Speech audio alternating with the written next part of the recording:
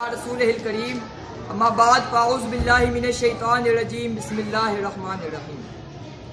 عمل سے زندگی بنتی ہے جنت بھی جہنم بھی، عمل سے زندگی بنتی ہے جنت بھی جہنم بھی، یہ خاکی اپنی فطرت میں نہ نوری ہے نہ ناری۔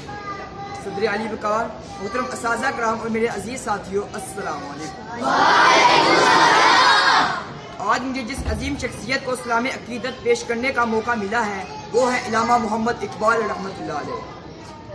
صاحب صدر علامہ اقبال وہ دانائے راز تھے کہ جنہوں نے ملت اسلامیہ کے ترے مردہ میں آزادی حیات اور عزم و عمل کی نئی روح پھونک دی۔ اقبال بزم ہستی کا انتخاب تھے، آپ عظیم مرد مومن تھے اور قدرت ان جیسے عظیم انسانوں کو طریق ساز کاموں کے لیے ہی تخلیق کیا کرتی ہے۔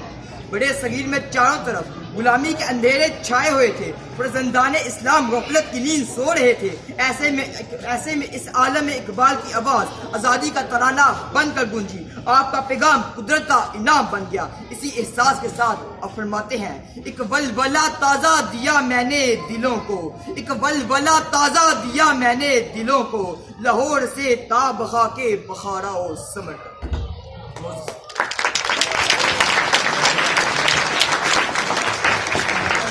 سامعین، علامہ اقبال شاعر مشرق تھے، حکیم الامت تھے، آپ مرد مومن تھے اور چاہتے تھے کہ بڑے صغیر کا ہر مسلمان ایمان کی تفسیر بن جائے۔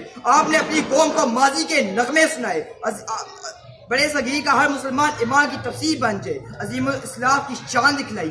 آپ چاہتے تھے کہ آج کا مسلمان اپنے عظیم بزرگوں کے کارناموں پر نظر ڈالے تاکہ ان میں آزادی کی قدر و قیمت کا احساس جاگ سکے۔ منزل سے آگے بڑھ کر منزل تلاش کر، مل جائے تجھ کو دریا تو سمندر تلاش کر، ہر شیشہ ٹوٹ جاتا ہے پتھر کی چوٹ سے، پتھر ہی ٹوٹ جائے وہ شیشہ تلاش کر۔ مگر افسوس سے کہنا پڑ رہا ہے، اقبال تیری قوم کا اقبال کھو گیا، اقبال تیری قوم کا اقبال کھو گیا، ماضی تو سنہرا ہے مگر حال کھو گیا۔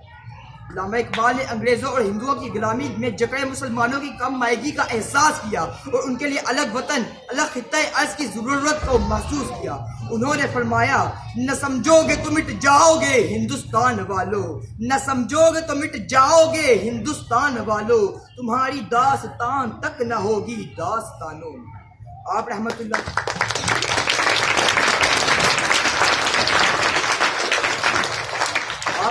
علیہ نے الگ وطن کے حصول کے لیے محمد علی جناح جیسے عظیم رہنما کی قیادت میں ایک انقلاب برپا کر دیا۔ قائد اعظم نے اقبال کی اسی فکر اور تصور کو نشان منزل بنا کر مسلمانوں کے لیے الگ ریاست کا حصول کا مارکا سر انجام دیا۔ عزیز ساتھیوں، اس حقیقت سے انکار ممکن نہیں کہ اگر مسلمانوں کا اقبال کی قیادت مسجسر نہ ہوتی تو مسلمانوں میں الگ وطن کی سوچ بھی پیدا نہ ہوتی۔ علامہ اقبال اپنے نظریات کو عملی جامہ پہچانے کے لیے کبھی بھی متزلزل نہ ہوئے اور چٹان کی طرح ڈٹے رہے۔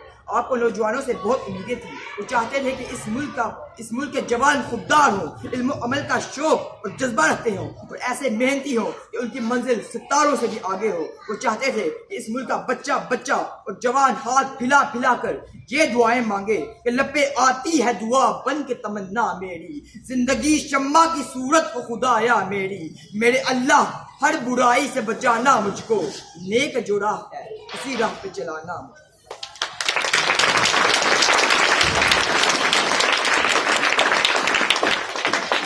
آپ کی شاعری نے نوجوانوں میں ایک نیا جوش اور ولولہ پیدا کر دیا۔